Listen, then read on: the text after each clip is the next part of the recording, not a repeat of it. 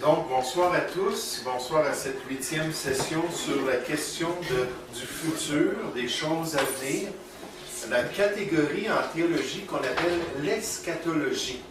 Eschatos, ça veut dire les derniers temps. Donc, l'étude des derniers temps d'après la parole de Dieu. Ce soir, on continue à regarder la leçon 5. En fait, on va revenir un petit peu sur les jugements des sceaux.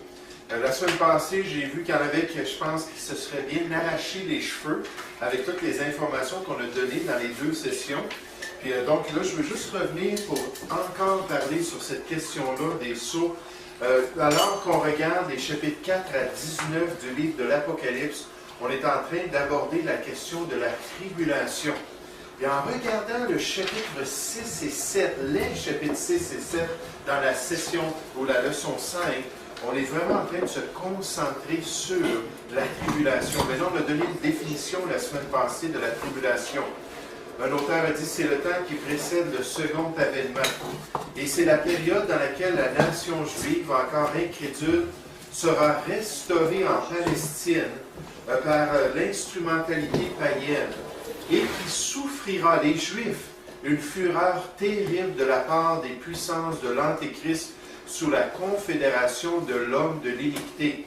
C'est particulièrement le temps du trouble de Jacob qui débutera par l'établissement de l'abomination de la désolation. Donc, on va tout voir ces questions-là un peu plus en détail plus tard. Dans Jérémie chapitre 30 et 31, on a les deux chapitres qui, dans le livre de Jérémie, décrivent le trouble de Jacob, c'est-à-dire cette période-là de difficulté, une fois qu'Israël va être revenu en entier dans la terre promise.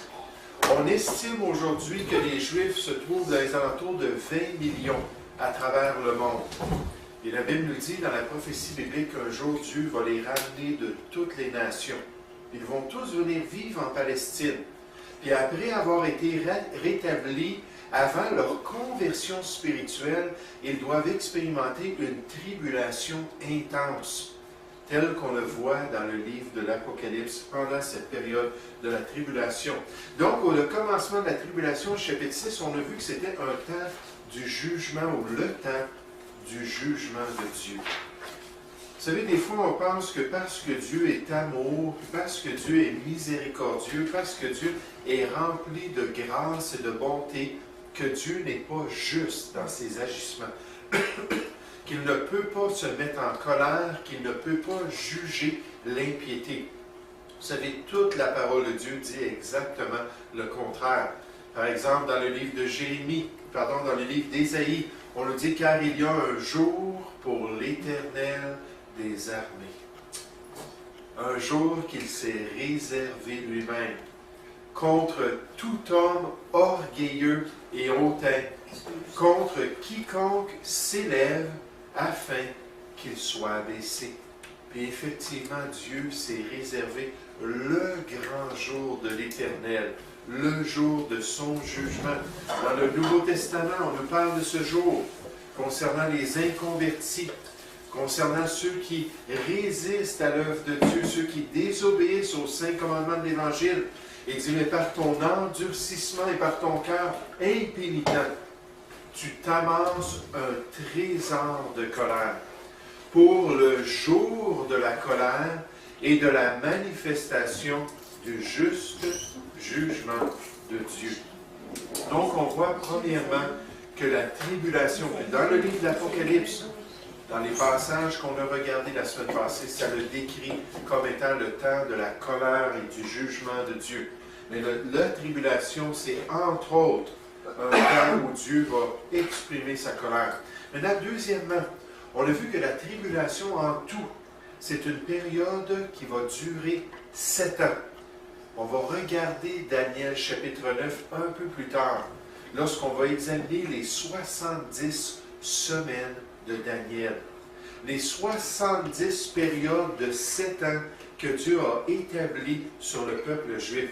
Vous savez, tout le calendrier juif fonctionnait dans les périodes de 7. des 7 jours de la semaine, les 7 années du jubilé, puis ainsi de suite, les 7 périodes de 7 années pour faire la grande fête des 50 ans. Constamment, Dieu agissait avec des périodes de 7. Il a dit qu'il avait établi, il a révélé ça à Daniel dans Daniel 9, alors que Daniel considérait les 70 ans de captivité, tel que décrit dans le livre de Jérémie. Et lui, il le savait, il le vivait, il était en captivité lui-même avec le peuple juif dans l'Empire babylonien et dans les autres empires qui ont suivi. Et alors qu'il voyait ces 70 années-là terminer, son cœur a été brisé concernant le péché de son peuple. Dans Daniel chapitre 9, le chapitre débute avec la confession de Daniel, qui dit « Seigneur, rétablis donc Israël. On a péché, nos pères ont été rebelles, on s'est détourné de la loi de Moïse. Rétablis-nous. » Puis alors qu'il avait le cœur brisé, Dieu a envoyé un ange pour lui dire « Écoute Daniel, je vais t'expliquer comment je vais rétablir éternellement mon peuple. Comment je vais leur permettre d'être sauvés et de vivre une justice éternelle comme le peuple de Dieu. » Et c'est pas compliqué, ça va être 70 périodes de 7 ans. On va voir peut-être ce soir un peu cela, par lequel Dieu va rétablir une communion et une justice éternelle, le salut éternel du peuple d'Israël. Donc, quand le traité qui va débuter cette période-là va être signé, quelqu'un qui vit pendant la tribulation pourrait partir un chronomètre. Clouc! Et 7 ans plus tard, le Seigneur Jésus va descendre du ciel. Le retour glorieux de Christ va être connu par les croyants de la tribulation. Ils vont pouvoir lever leurs yeux, puis voir les cieux s'ouvrir, puis le signe du Fils de l'homme paraître. Le Seigneur Jésus avec ses saints et ses saints anges descendent sur cette terre pour établir son royaume. Vous savez, les promesses en tant que chrétiens, ce ne sont jamais des promesses qui sont basées sur un temps ou sur des signes. Parce que Dieu nous dit que c'est imminent, ça peut se produire à n'importe quel moment. Mais pour la tribulation, c'est une période totale de 7 ans. Ensuite, on a vu l'apogée de cette période-là, qui va se manifester dans ce que la Bible appelle la grande tribulation, la grande épreuve, le temps de difficulté qui va s'abattre sur la terre comme aucun autre temps de difficulté.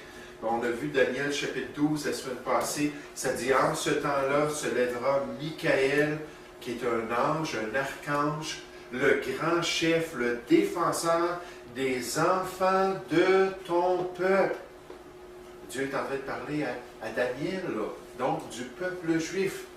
Et ce sera une époque de détresse, telle qu'il n'y en a point eu de semblable depuis que les nations existent jusqu'à cette époque.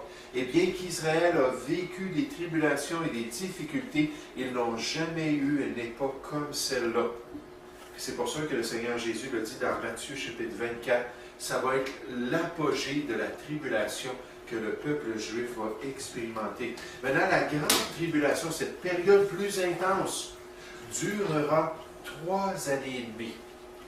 Pendant 3 ans et demi, c'est-à-dire à partir de la moitié de la tribulation, pendant les derniers 3 ans et demi, c'est là que l'Antéchrist va montrer ses vraies couleurs, qu'il va persécuter les croyants, qu'il va persécuter la nation d'Israël, puis que Dieu va vraiment augmenter les jugements qu'il va envoyer sur une terre remplie d'apostasie.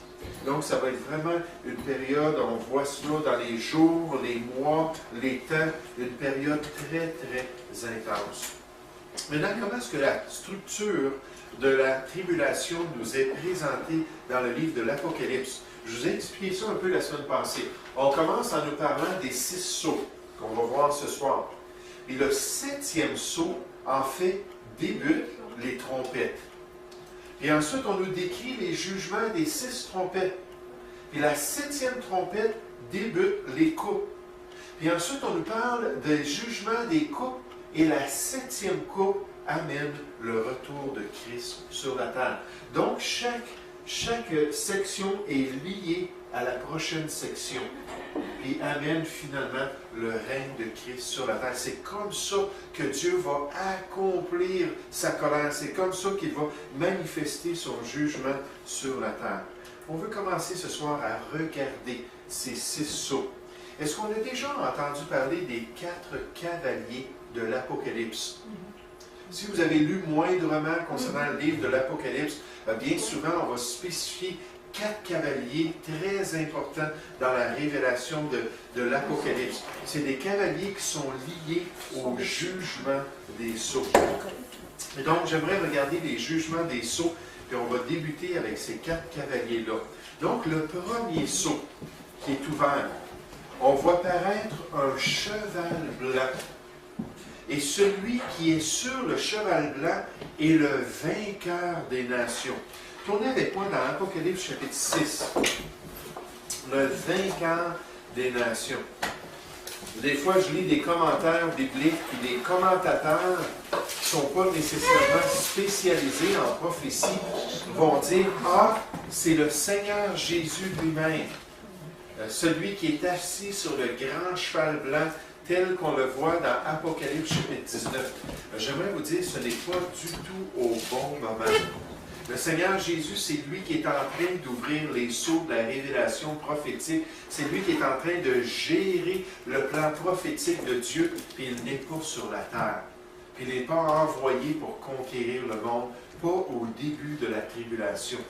En fait, le Seigneur Jésus va paraître à l'extrémité de la tribulation pendant la bataille d'Armageddon. Est-ce que ça va? C'est ça, je suis allé voir. OK.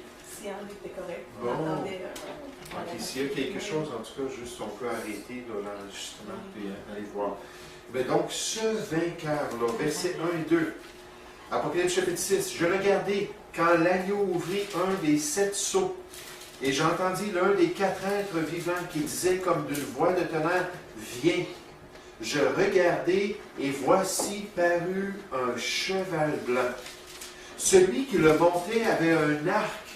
Une couronne lui fut donnée, mais sans carquois, sans flèche pour utiliser dans sa couronne. Et il partit en vainqueur et pour vaincre. Il faut comprendre le symbolisme du Moyen-Orient à cette époque-là. Lorsqu'un roi arrivait avec son armée, qu'il était monté sur une mule, il venait avec de bonnes dispositions. Tout de suite, on le voyait, Zacharie 9.9, le roi d'Israël allait paraître dans son entrée triomphale à Jérusalem, assis sur le dos d'un âne. Pourquoi? Pour présenter la paix, pour offrir l'amnistie, pour s'assurer de faire un traité. C'était l'image qui était reconnue à cette époque-là. Mais quand il arrivait avec ses armées, puis il était sur le dos d'un étalon blanc, oh, là, on comprenait. Il n'y avait pas question de paix. Il s'en venait pour détruire, il s'en venait pour conquérir. Puis là, on nous présente un cavalier qui est sur le dos d'un cheval blanc, puis qui est envoyé, alors que le premier sceau est ouvert, il est envoyé pour conquérir la terre. Puis ceux qui se spécialisent dans la prophétie biblique croient qu'on est en train de nous initier à la personne de l'Antéchrist. De celui qui va venir comme un grand diplomate, de celui qui va être vu comme le Christ, le sauveur de la race humaine, celui qui va permettre à la paix de s'établir sur la terre, qui va faire des grands traités de paix. C'est le personnage le plus important de la tribulation. Dans tous les pions qu'on voit, toutes les différentes personnes qui ont un rôle dans la tribulation, nécessairement Dieu est au-dessus de tout cela, mais le personnage humain sur la terre le plus important, c'est l'Antéchrist. On en parle partout dans la prophétie biblique, comme dans Daniel chapitre 9 au verset 27. On nous dit, l'Antéchrist, fera une solide alliance avec plusieurs pour une semaine. Une semaine, une période de 7. Le contexte de Daniel, c'est 7 années. Une période de 7 ans. C'est là qu'on a cette idée-là que ça dure 7 ans de temps. C'est lui qui va initier cette alliance-là. C'est lui qui va débuter le chronomètre prophétique pour la tribulation. Et durant la moitié de la semaine, il fera cesser le sacrifice et l'offrande. Le dévastateur commettra les choses les plus abominables, jusqu'à ce que la ruine et ce qui a été résolu fondent sur le dévastateur. Dans Daniel 11.36, on nous dit, le roi, ce roi-là qui va venir conquérir le monde, fera ce qu'il voudra. Il s'élèvera, il se glorifiera au-dessus de tous les dieux. Il dira des choses incroyables contre le Dieu des dieux. Il prospérera jusqu'à ce que la colère soit consommée, la tribulation soit achevée, parce qu'il est un des instruments entre les mains de Dieu pour accomplir le dessein de Dieu. Car ce qui est arrêté s'accomplira. C'est un personnage majeur. Apocalypse 13:5, ça dit, il lui fut donné une bouche qui proférait des paroles arrogantes et des blasphèmes. Il lui fut donné le pouvoir, l'autorité d'agir comme un impie. Puis d'ailleurs, dans 2 Thessaloniciens 2, il est appelé l'impie, avec l'article défini. C'est le champion de l'impiété qui vient du diable lui-même pour détourner les gens de Dieu. Et dans son impiété, avec ses vraies couleurs, on lui donne le pouvoir d'agir pendant 42 mois, 3 ans et demi, jusqu'à temps que Dieu le saisisse et l'envoie dans l'étang ardent de feu. Encore une fois, et elle ouvrit sa bouche pour proférer des paroles de blasphème contre Dieu, pour blasphémer son nom, son tabernacle et ceux qui habitent dans le ciel. Donc, ce personnage-là est un personnage qui est vraiment majeur dans les passages prophétiques. Regardez 2 Thessaloniciens. 2 Thessaloniciens, chapitre 2. C'est intéressant lorsqu'on regarde dans 1 Jean. Jean dit aux chrétiens dans 1 Jean, chapitre 2, au verset 18, il leur dit, « Comme vous avez appris qu'un antéchrist vient. » Il y a maintenant plusieurs antéchrists. Par là, nous savons que nous sommes dans la dernière heure. L'esprit d'impiété était déjà développé dans le monde du 1er siècle. Des gens qui venaient pour contrer le message de Jésus-Christ, pour altérer l'Évangile, pour détourner le monde de la vérité.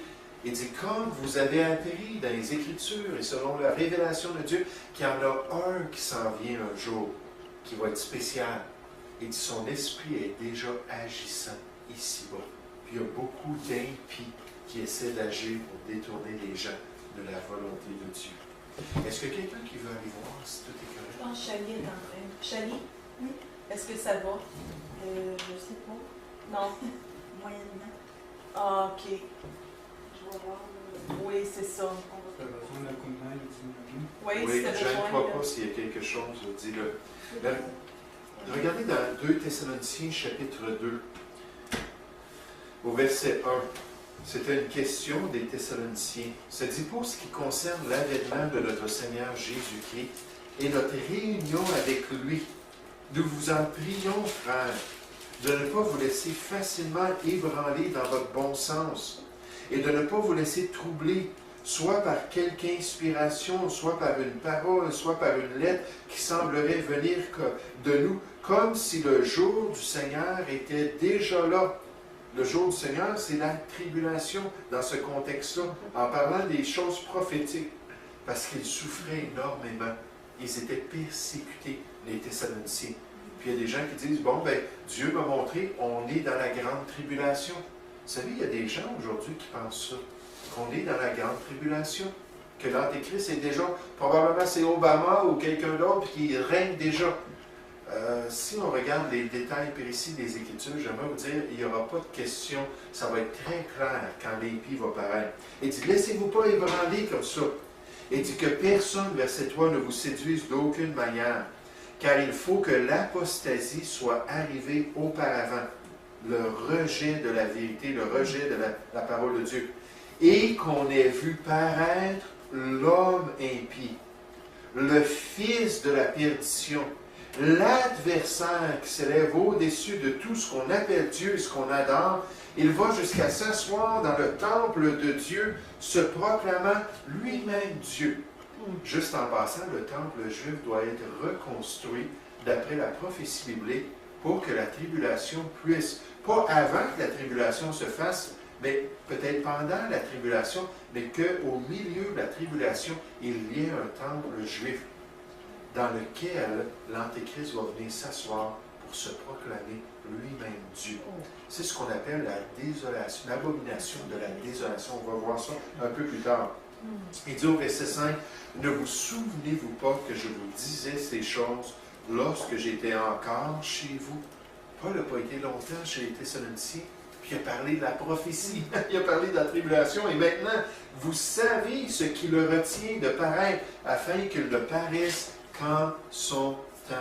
Et c'est un personnage qui va être clé. Regardez dans vos notes à la page 34, le premier saut. Les notes à la page 34. C'est-à-dire un pas à l'arrière, 2 pas vers l'avant. Vous comprenez ce que signifie ce vieil axiome. Il est possible d'atteindre un objectif en prenant du recul et en calculant la stratégie plutôt qu'en fonçant aveuglément dans la bataille. Les historiens affirment que les Alliés ont gagné la Seconde Guerre mondiale, bien qu'ils aient échoué au niveau de la négociation de paix. Le premier saut révèle un cavalier sur un cheval blanc, qui part avec un arc, mais sans flèche. Ce cavalier est le maître négociateur de la paix mondiale. Daniel déclare concernant cet individu qu'il fera périr beaucoup d'hommes qui vivaient paisiblement, parce qu'il va amener la paix sur la terre. Ce cavalier est nul autre que l'homme de péché, le fils de la perdition, ou l'Antéchrist. Il sera en mesure d'assurer la paix au Moyen-Orient lorsqu'il organisera un pacte de paix entre Israël et lui-même, d'après Daniel chapitre 9, 24 à 27. Cette alliance de 7 ans va garantir aux Israélites des frontières sécuritaires.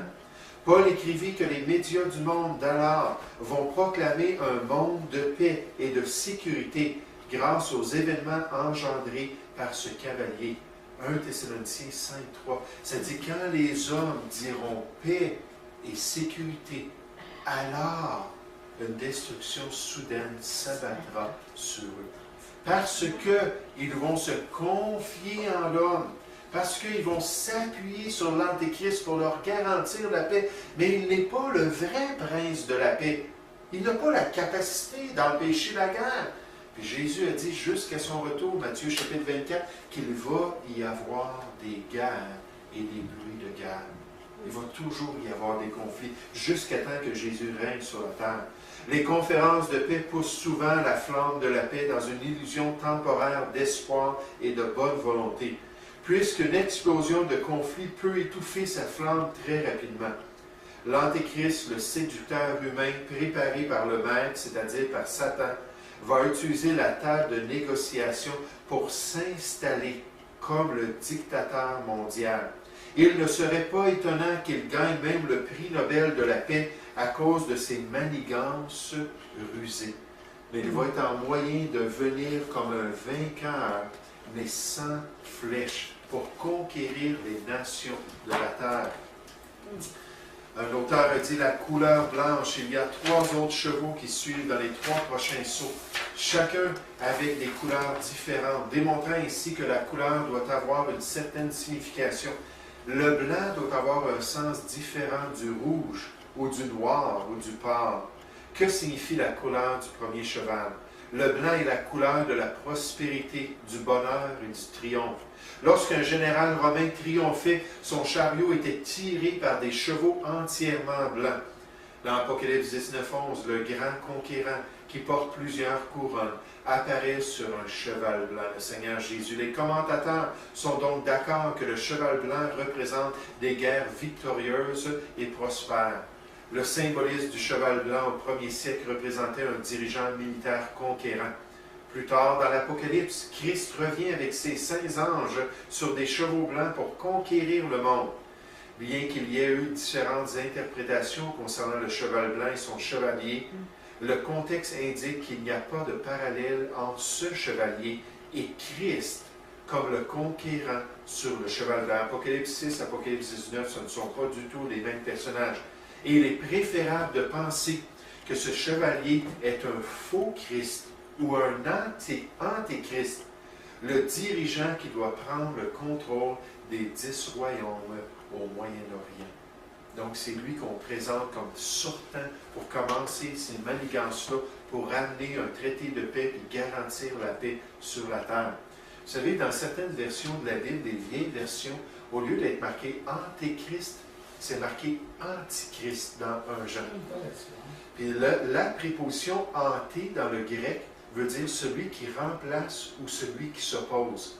Les deux veulent dire la même chose. Anti, ça veut dire avant le Christ. Il va venir avant le vrai Christ. Anti, ça veut dire il est contre le vrai Christ. Dans le fond, les deux sont en accord avec la préposition du grec dans l'original. Il va venir effectivement comme le faux Christ pour séduire le monde et établir son règne avant que Jésus vienne. Puis il est totalement contre ce Christ-là. En fait, à la bataille d'Armageddon, lorsque les cieux vont s'ouvrir et Jésus va descendre, l'Antichrist lui-même va dire « c'est lui notre problème ». Il va blasphémer encore le nom de Dieu, le nom de Jésus-Christ. Puis le Seigneur va permettre qu'il soit saisi et qu'il soit lancé dans l'étang de feu. Deuxièmement, le deuxième sceau qui est ouvert nous permet de voir un cheval roux pour annoncer une nouvelle guerre mondiale. C'est frappant que tout de suite après qu'on nous présente cet imposteur-là dans le livre de l'Apocalypse, on résume ici ce qui va se produire pendant la tribulation. On a dit il n'aura pas de succès. La seule chose, c'est qu'il va être bien établi pour forcer le monde à lui donner leur allégeance. Et forcer le monde à prendre sa marque. Forcer le monde finalement à être sous son autorité. Mais pour cette nouvelle guerre mondiale, versets 3 et 4, quand il ouvrit le second sceau, j'entendis le second être vivant qui disait « Viens ». Et il sortit un autre cheval roux. Celui qui le montait reçut le pouvoir d'enlever la paix de la terre. Donc, il y avait de la paix à cause du chevalier, du cheval blanc. Puis là, il dit, l'autre est venu et il avait reçu le pouvoir. Vous savez, l'Antéchrist a reçu le pouvoir de blasphémer Dieu. Il a reçu le pouvoir de dominer sur la terre. Il a reçu beaucoup de pouvoir et d'autorité.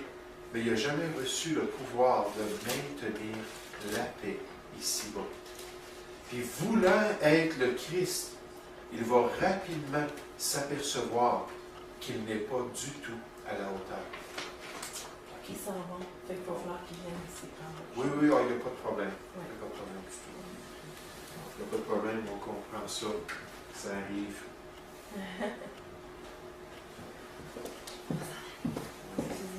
Non, pas du tout.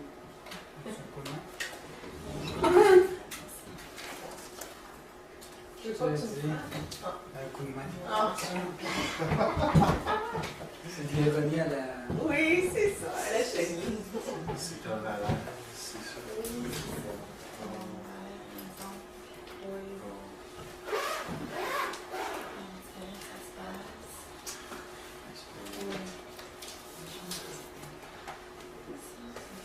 C'est ça que je veux vous aider.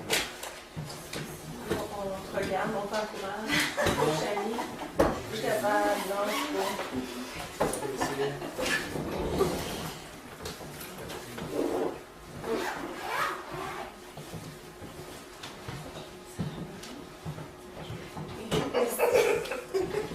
As-tu d'autres choses que tu peux faire?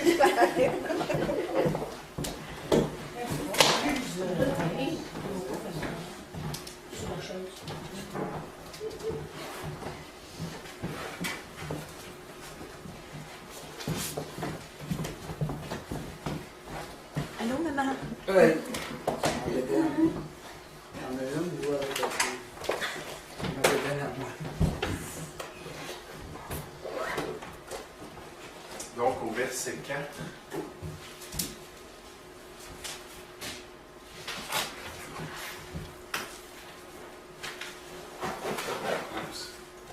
c'est volatilisé.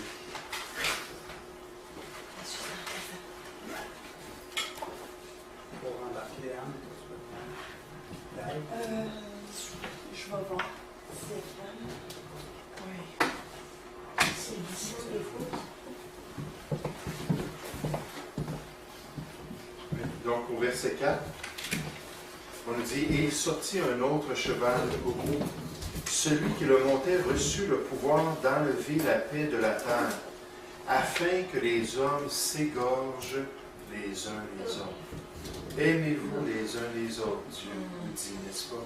C'est ça son plan pour l'être humain. Mais c'est-à-dire afin que les hommes s'égorgent les uns les autres parce qu'ils ne connaissent pas le Dieu de paix et le Dieu d'amour. Et une grande épée lui fut donnée. Donc, ce chevalier-là reçoit une épée. Son épée va être très utile pour accomplir ces plans-là. Dans Matthieu chapitre 24, on ne lira pas, mais prenez-le en note, versets 1 à 8. Le Seigneur Jésus nous dit que les nations, même pendant cette tribulation-là, les peuples vont se lever les uns contre les autres. Donc, il révèle que l'Antéchrist, puis il parle dans Matthieu 24 de son retour, puis de l'abomination, de la désolation, le règne de l'Antéchrist. Tout le contexte est là. Puis il dit les guerres, puis les bruits de guerre vont durer jusqu'à la fin, jusqu'à temps que lui, il vienne régner sur cette terre. Vous savez, les sociologues, lorsqu'ils étudient l'histoire humaine, disent qu'il y a eu des conflits majeurs à travers toutes les époques de l'histoire enregistrée, ce qu'on connaît de l'histoire humaine.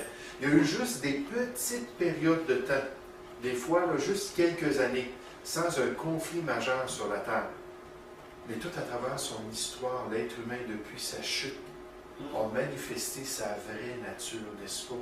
Les querelles, puis les animosités, puis la haine, puis la violence. Jésus dit que le meurtre sortait du dedans, Matthieu 7, au verset 21, c'est-à-dire il sortait de notre propre cœur. Puis la jalousie, puis la convoitise, puis les conflits qui ont caractérisé l'histoire de l'homme. Mais la Bible nous dit que ça ne sera pas le cas dans les derniers temps. Ça ne sera pas le cas une fois que Jésus va venir, lui, le prince de paix, pour établir en fait une paix durable. Le saut numéro 3, on voit un cheval noir, le troisième cavalier sort sur un cheval noir. Au ranch où on va, il y a un cheval noir qui s'appelle Gamin, puis il est presque tout noir, un grand Canadien. Puis les enfants aiment beaucoup le monter parce qu'il est vraiment très, très gentil. Mais là, il y a un cheval noir qui va venir, puis il n'amènera pas de bonnes nouvelles. Ça ne sera pas gentil du tout ce qu'il amène, parce que lui, il va venir pour propager la famine sur la terre. Et vous savez, lorsque des guerres, c'est presque automatique qu'il va y avoir des conséquences durables sur la société. On pense à la Deuxième Guerre mondiale, l'Europe qui a été complètement détruite, puis ça a causé toutes sortes de problèmes avec les récoltes, ça a causé toutes sortes de problèmes avec la vie humaine. Dans Matthieu chapitre 24, versets 7 et 8, Jésus dit qu'au milieu des guerres, alors qu'il parle de ces conflits-là majeurs pendant la tribulation, au milieu de ces guerres-là, il va y avoir des famines sur la terre. Regardez le verset 5 et 6. On dit, quand il ouvrit le troisième sceau, j'entendis le troisième être vivant qui disait, « Viens !» Je regardai, et voici parut un cheval noir. Celui qui le montait tenait une balance dans sa main. Et j'entendis au milieu des quatre êtres vivants une voix qui disait, « Une mesure de blé pour un denier, et 3 mesures d'orge pour un denier, mais ne fais point de mal à l'huile et au vin, qui étaient considérés comme des denrées plus luxueuses, on pourrait dire. Donc, il allait avoir une classe qui allait éviter, si on pourrait dire, les problèmes liés à ces cataclysmes-là pendant la tribulation. Regardez à la page 36 de vos notes. La page 36 de vos notes. Le troisième sceau. Ce que dit par classe, tu dis une super riche, il va y avoir une classe comme des lettres hyper riches qu'eux ne seront pas, puis tout le reste sont pas élevés. C'est ça. Ça va être les aristocrates, ça va être les dirigeants, des personnes en autorité qui vont faire partie du royaume de l'Antéchrist. Eux, ils vont être mieux traités comme la plupart des dirigeants pendant des conflits majeurs. Eux, ils sont confortables, puis le restant de leur population, vivent de la difficulté, vivent la privation qui est liée avec les famines, puis ainsi de suite. Le troisième sceau, à la page 36, ça dit le McDonald's, le Wendy's, le Burger King, le Pizza Hut, le Kentucky Fried Chicken. L'auteur parlait de pas nécessairement les meilleurs restaurants au monde, là. Sont tous des restaurants connus en Amérique. Une ville d'une grandeur moyenne possède de tels restaurants au travers de son territoire. Les Occidentaux sont entourés de l'abondance et des provisions nécessaires à leur survie. Il est pourtant vrai que certains citoyens de notre pays se couchent le soir le ventre vide. Une telle pauvreté et un tel manquement du nécessaire quotidien est toutefois rare au Canada. Cependant, il y a des conditions de famine dans plusieurs pays du monde. Lorsque des images de malnutrition des foules africaines paraissent sur nos écrans, la plupart d'entre nous changeons de canal. Il y a un rejet naturel d'une telle condition de vie. La plupart des Occidentaux n'expérimentent pas ces conditions et ne les souhaitent pas non plus pour les autres. Leur aide au peuple en difficulté est quelquefois très peu et trop temporaire. La famine est le résultat inévitable de la guerre. Le troisième sceau présente un cheval noir avec son cavalier qui mesure prudemment les provisions de nourriture de la planète Terre. Les denrées sont si rares qu'un individu devra utiliser son salaire d'une journée, un denier, pour acheter un petit repas pour environ une personne. Les deniers, dans les temps bibliques, c'était la capacité pour permettre à un homme de pouvoir revenir à la maison acheter la nourriture qu'il avait besoin pour toute la famille, mais pas pendant la tribulation, seulement assez pour une personne. Cette sorte de famine mondiale fera exploser les prix des marchés. L'inflation extrême écrasera la plupart des habitants de la terre. L'Antéchrist contrôlera la vente et l'achat des denrées en exigeant une allégeance complète envers son système dictatorial. Une des bénédictions pour le croyant martyr sera qu'il n'aura plus à expérimenter la faim. Dans le chapitre 7, on voit des martyrs qui sont au ciel. Puis là, une fois dans la présence de Dieu, ils n'ont plus faim. Parce que, effectivement, dans le chapitre 13, on voit que l'Antéchrist va contrôler le monde économique. Puis si on n'a pas la marque de son allégeance sur la main droite ou sur notre front, à ce moment-là, on ne pourra pas acheter ni vendre pendant la dernière période, surtout de 3 ans et demi, que l'Antéchrist va contrôler. Mais il va y avoir une famine sur la terre. Ensuite, sur numéro 4, on voit un cheval vert d'or. C'est traduit différemment, comme vous avez vu tout à l'heure. Il y en a qui disent que ça veut juste dire une couleur pâle, sans spécifier. Mais en tout cas, on l'a traduit comme ça se trouvait dans la Louis II. Un cheval verdâtre, la mort et le séjour des morts vont l'accompagner. Donc, alors qu'il va suivre, il va y avoir beaucoup de morts. Versets 7 et 8. Quand il ouvrit le 4e sceau, j'entendis la voix du 4e être vivant qui disait « Viens ». Je regardai, voici parut un cheval d'une couleur verdâtre. Celui qui le montait se nommait la mort, et le séjour des morts l'accompagnait. Le pouvoir leur fut donné sur le corps de la terre, pour faire périr les hommes par l'épée, par la famine, par la mortalité et par les bêtes sauvages de la terre. Pendant la tribulation, il va y avoir beaucoup de mortalité. Beaucoup de gens vont mourir. En fait, lorsqu'on regarde tous les passages où on nous parle des calamités, plus de la moitié de la population mondiale va périr pendant la grande tribulation. Plus de la moitié. C'est pas étonnant que dans Matthieu chapitre 24, versets 21 et 22, le Seigneur Jésus a dit que si ces temps-là n'avaient pas été raccourcis, le temps de la tribulation, Dieu a dit 7 ans, pas plus. Il dit si ces temps-là n'avaient pas été raccourcis pour permettre que ce soit un temps fixe, personne n'aurait survécu. Il n'y aurait personne qui aurait été capable de passer à travers de cette période de la tribulation énorme qui va se produire sur la terre. Le sceau numéro 5, on nous présente les âmes des rachetés sous l'autel. Les âmes des croyants martyrs pendant la tribulation qui sont dans la présence de Dieu. Là, c'est étrange parce qu'on nous parle de ces âmes-là, puis on nous présente ça comme étant sous l'autel qui est dans la présence de Dieu. Pourquoi est-ce qu'ils sont sous l'autel? On ne nous explique pas pourquoi. Versets 9 à 11. Quand il ouvrit le 5e sceau, je vis sous l'autel les âmes de ceux qui avaient été immolés. Le mot immolé vient du mot grec qui veut dire une boucherie. C'est quand tu envoies un animal à la boucherie, il est complètement décomposé, découpé en morceaux, tout ça. C'est ce que le mot veut dire. Maintenant, dans le chapitre 20, au verset 4, on nous dit que les croyants martyrs pendant la tribulation vont être décapités. Il semble qu'un genre de guillotine ou un instrument similaire va être utilisé pour faire d'eux un exemple finalement, en les décapitant.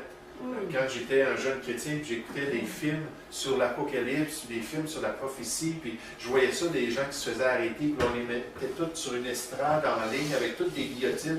Je me disais, d'où c'est que ça vient? Ça revenait toujours dans les films sur les derniers temps. D'où ça vient cette idée-là? Apocalypse chapitre 20, verset 4.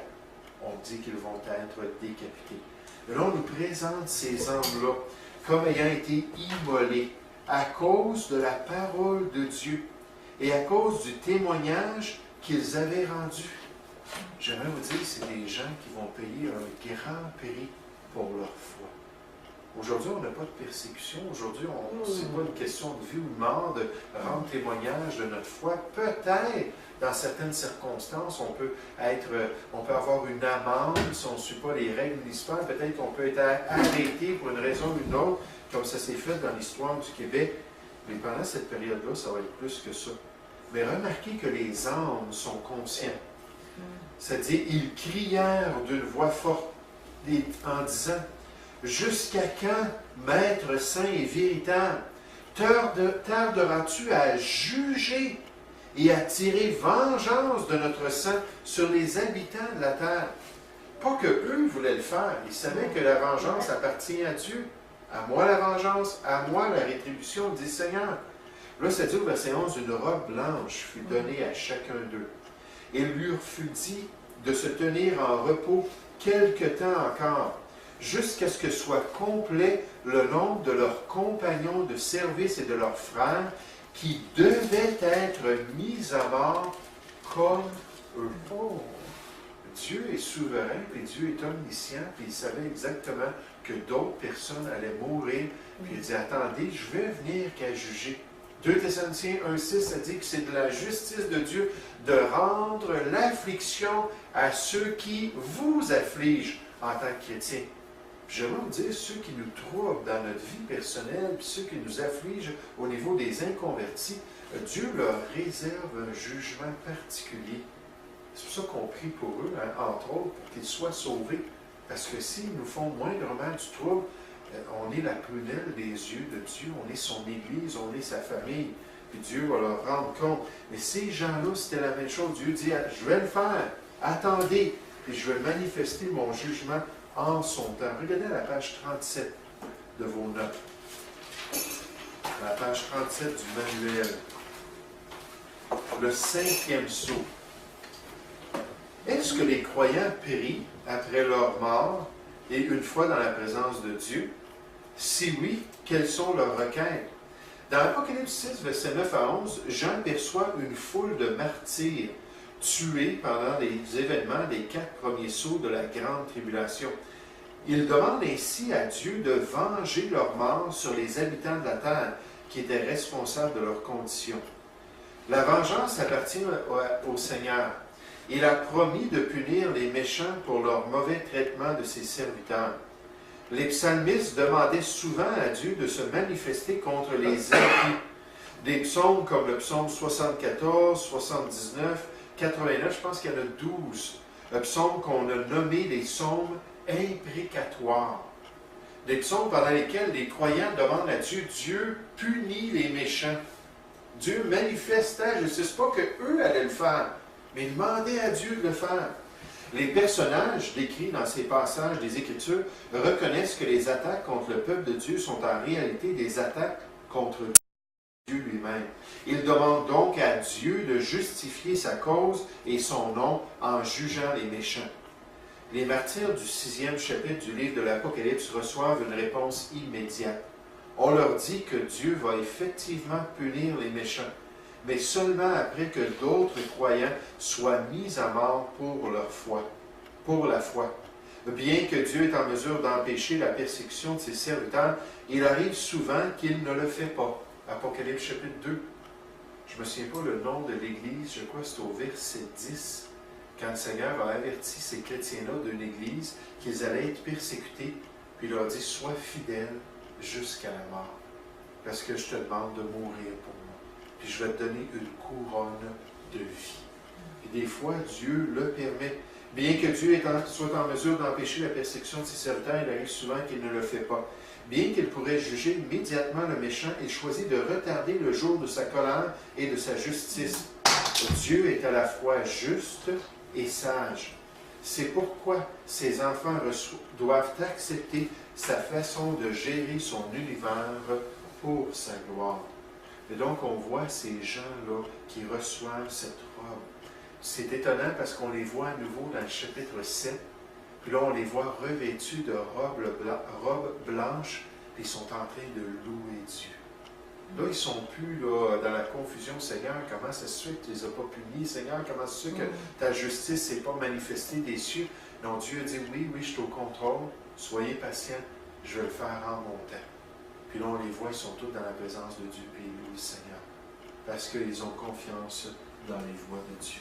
Donc, c'est comme une parenthèse qu'on fait pour nous parler de ceux qui vont mourir pendant la tribulation. Ensuite, on nous parle du fait que les puissances des cieux vont être ébranlées. Et nécessairement, c'est un passage qui est étonnant parce que ce n'est pas du tout au bon endroit dans la chronologie de l'Apocalypse. C'est quelque chose qu'on aurait dû mettre juste avant le retour du Seigneur Jésus dans le chapitre 19. Parce que Jésus, dans Matthieu, chapitre 24, a dit que les puissances des cieux seraient ébranlées, puis il dit exactement la même chose qu'on voit ici, juste avant son retour.